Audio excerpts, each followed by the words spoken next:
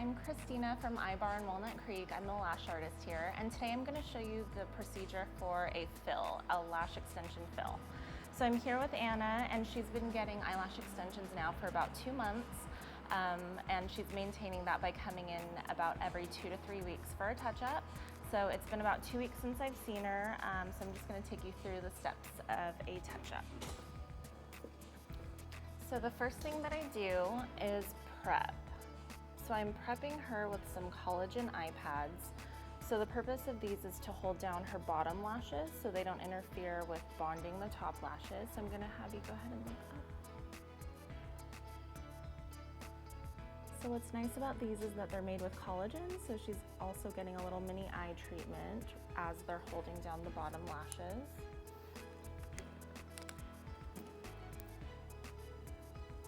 Go ahead and look up.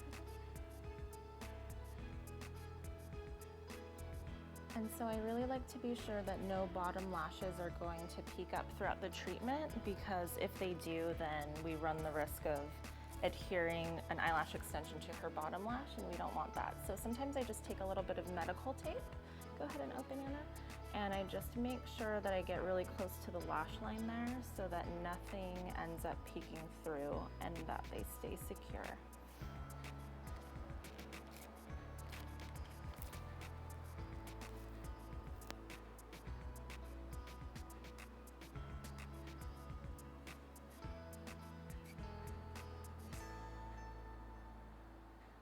Okay, and you can go ahead and close.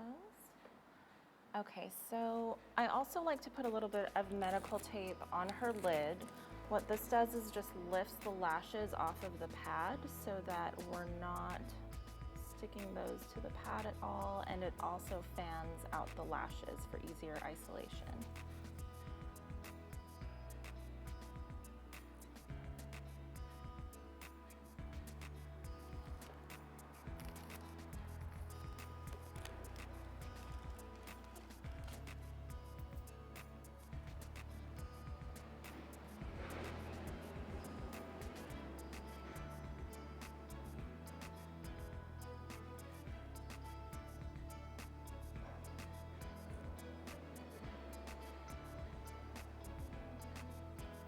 Okay, so she's all prepped, and the next thing I'm going to do is just go through Anna's lashes and take off any that are overgrown or loose.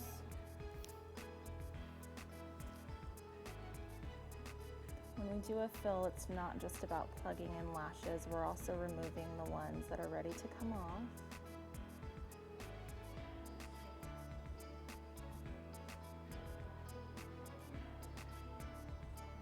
So for example, this one here is a little bit loose at the base, so it's ready to come off. So I'm just going to grab the base of her natural lash to hold it secure, and then just pull the extension toward me to remove it.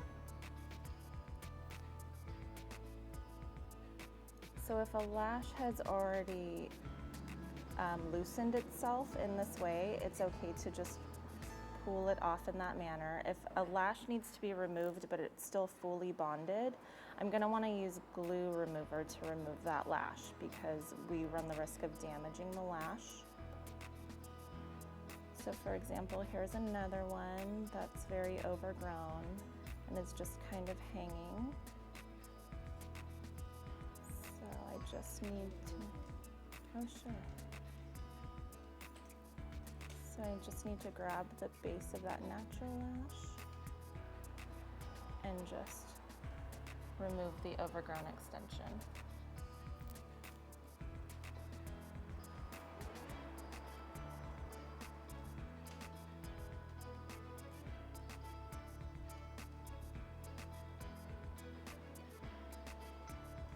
So I'm just weaving through everything, making sure everything is nice and separated. Sometimes between lash fills, you can also get lashes that stick to their neighboring lashes. So we want to make sure to, separate any of those that we see. But now this one is starting to look like we can start plugging in some new lashes.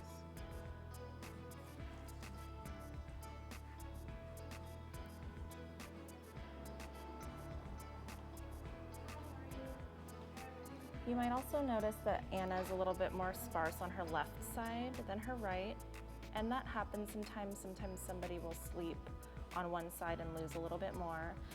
In her case, we did try to go a little bit longer during her last fill, and we did it consciously knowing that her lashes might experience a little bit more lash loss. So that's what happened, and Anna and I spoke earlier, and we're probably going to stick to a shorter length that we were doing previously.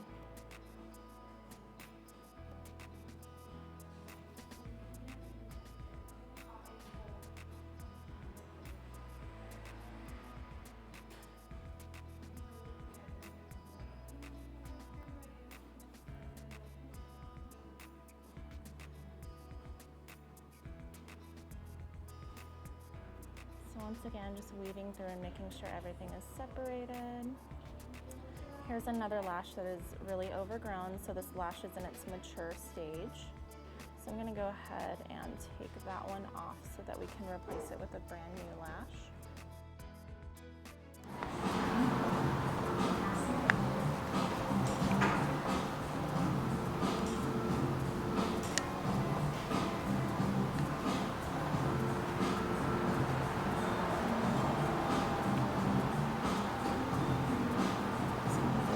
Right here.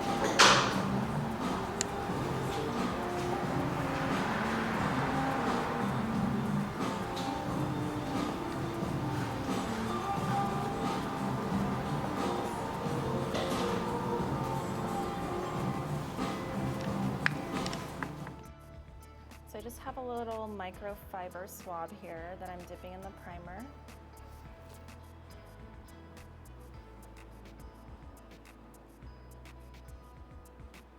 And I'm just going to go ahead and massage that onto her lashes. And see, we still are cleaning off a couple of the old ones that need to come off. And this is just taking off any excess debris, excess oils. We want to make sure that we are putting the eyelash extension on a clean lash, otherwise the bond won't be as strong.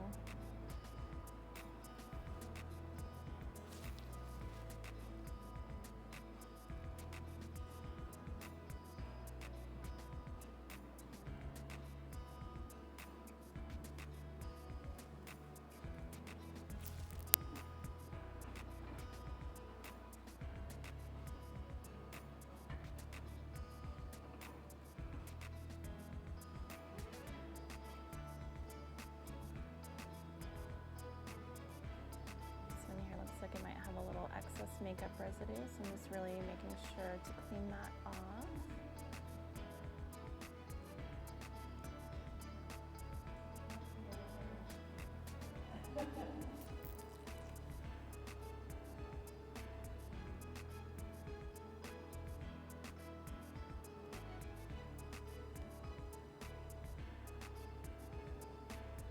So moving on to the next eye, I'm going to grab a clean microfiber swab.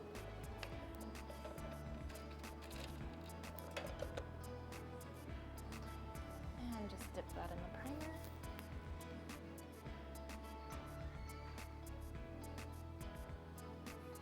And then once again, just massaging that onto the lashes to clean up any debris.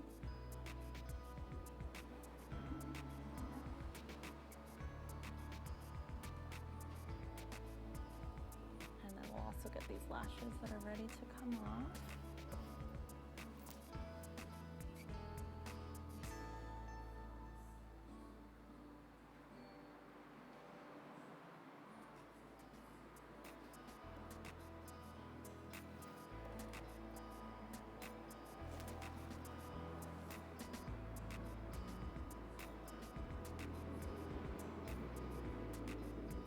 And these microfiber swabs are great for really isolating where I need to clean. I wouldn't really be able to use a Q-tip because it wouldn't be as intricate, and it would also probably leave some lint residue on her lash extensions.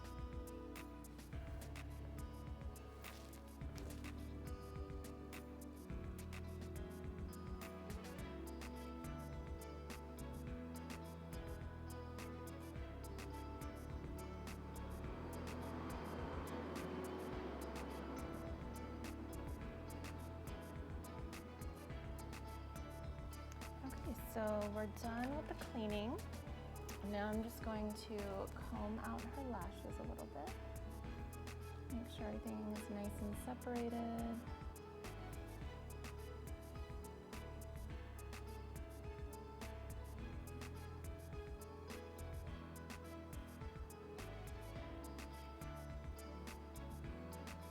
And then now I'm going to take a fan and just make sure that the lashes are nice and dry.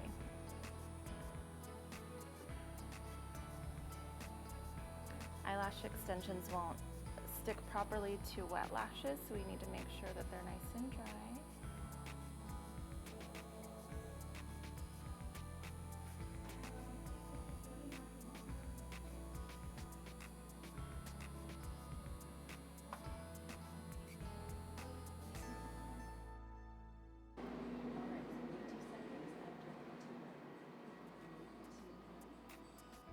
Okay, so the lashes that we use here at iBar are synthetic mink lashes.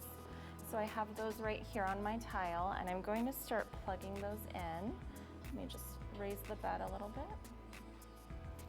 I'm also using a medical grade glue made for eyelash extensions that is completely safe for around the eyes. And now I'm just going to start plugging in lashes, making it look like a full set again. I'm going to take one individual lash, dip that in the glue, and just isolate her lashes.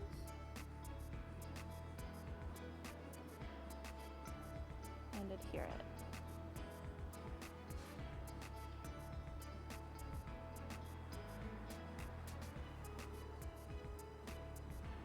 So the style that Anna usually goes for is a staggered look. She likes it to be a mix of long with shorter, thick ones in between to create some dimension.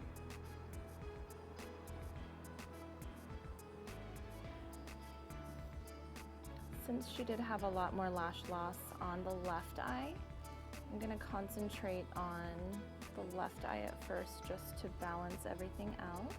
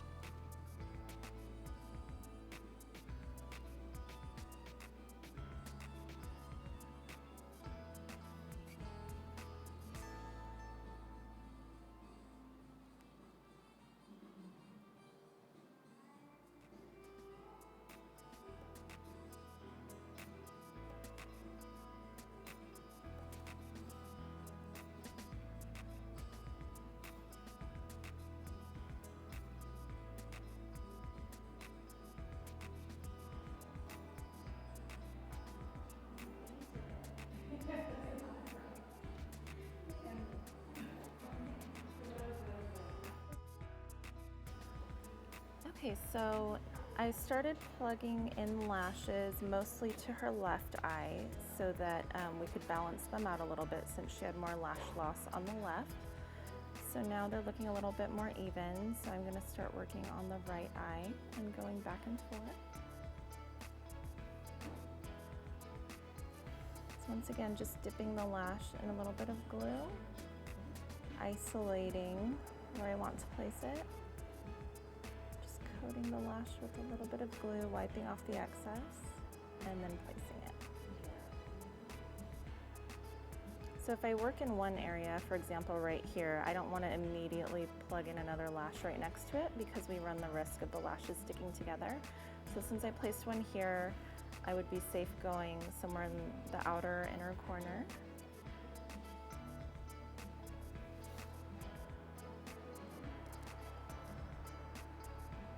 So once again, just isolating and placing that lash.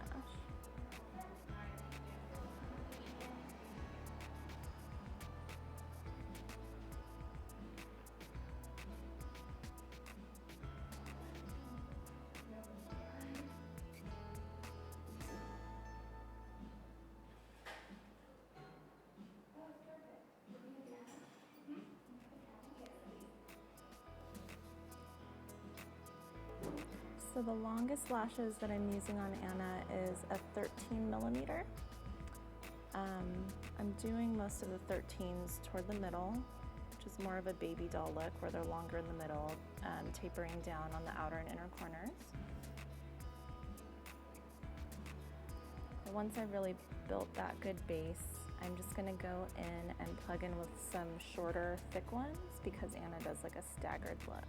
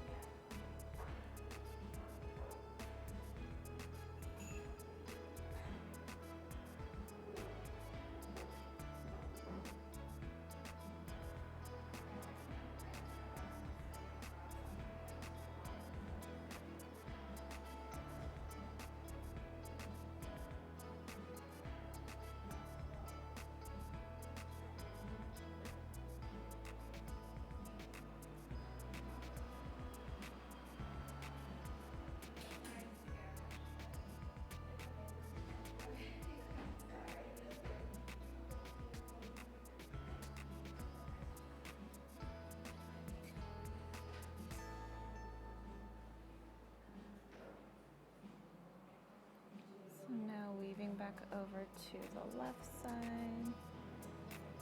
At this point, since there's more lashes on her eyes, I'm just gonna start going back and forth.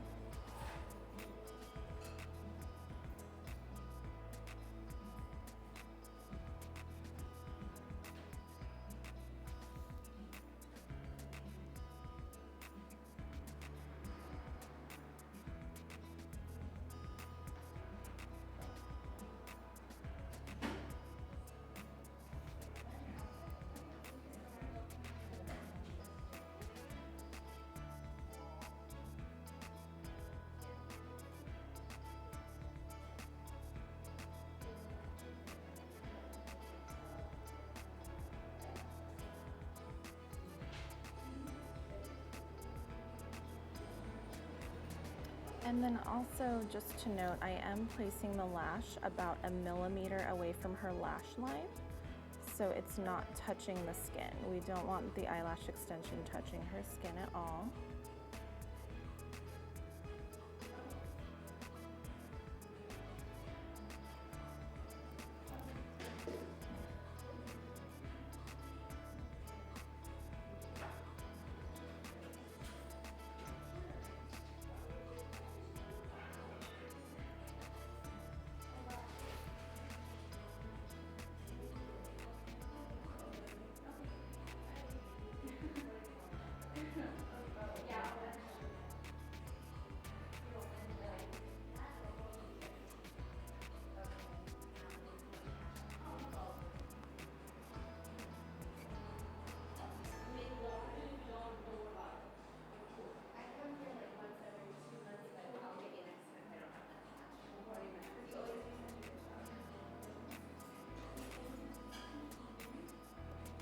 So I'm just kind of combing through everything, making sure nothing is sticking together, and also just checking out the shape that the lashes are taking,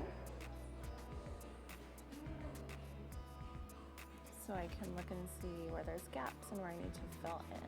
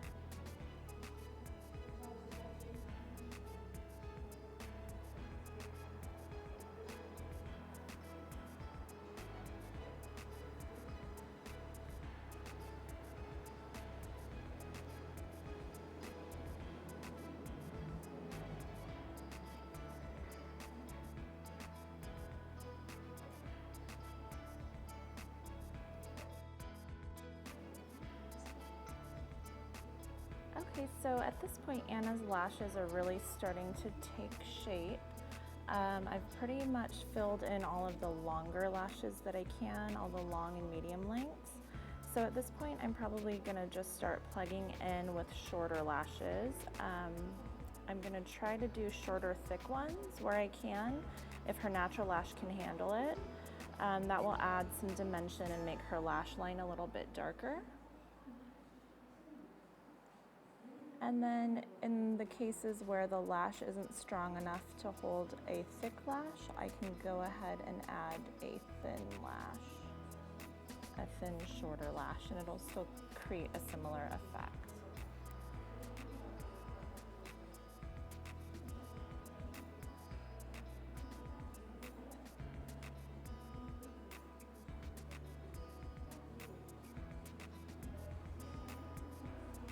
So I'm just plugging in with some C-Curl 0.18s, and the length is 10 millimeters.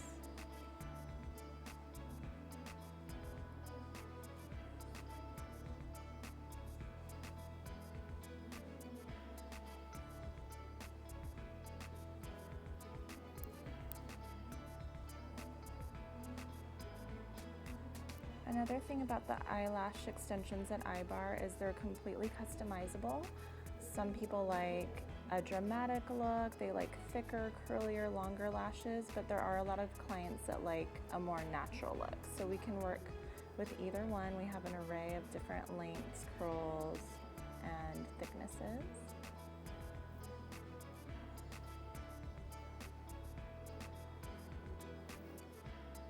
I have a ton of clients that are working women and they can't do a very dramatic style in the offices where they work, so they need to stick to something a little bit more conservative. So usually they prefer a look as if they're just wearing mascara and have curled their eyelashes, so we can definitely do something a little bit more natural.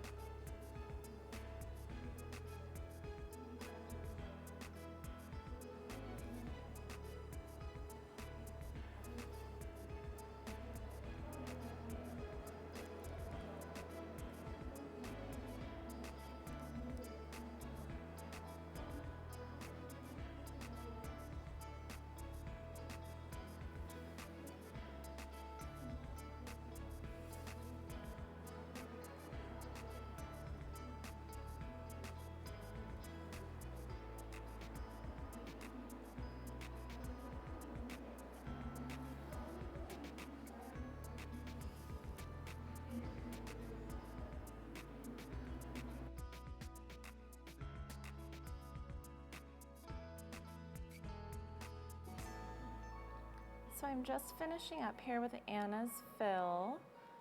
We've got her nice and full. We've got the long ones that she likes, the 13 millimeters throughout the middles. And then we've mixed in some shorter, thicker ones for the staggered look that she likes. So I'm just brushing them out, and then I'm just gonna dry her for a little bit. And so a big aftercare instruction with eyelash extensions is that you can't get them wet for the first 24 hours. Since Anna's done this before, she already kind of knows the drill. But yeah, it's important to keep them nice and dry the first 24 hours so that they can cure all the way to the core of the lash. And so after she's done drying here, she'll be good to go. Another big aftercare instruction is to not use any products with oil. A lot of women use face washes, lotions, eye creams that all contain oil, or even something as simple as rinsing out conditioner and letting it run down your eyes. It's a big no-no with eyelash extensions. Any oils are gonna break down the adhesive and interrupt the bond with the glue. So you can definitely lose lashes that way. So I tell all my clients, check your products, make sure that they're totally oil-free.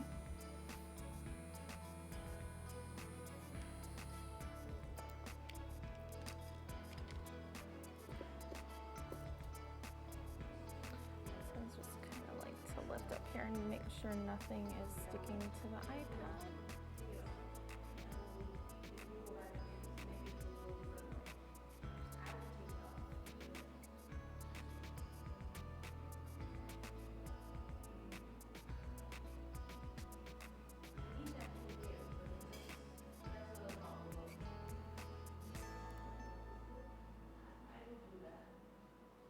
I'm going to turn off this big bright light so it's not shining right in her eyes when she opens them. And then Anna, whenever you're ready, you can open your eyes.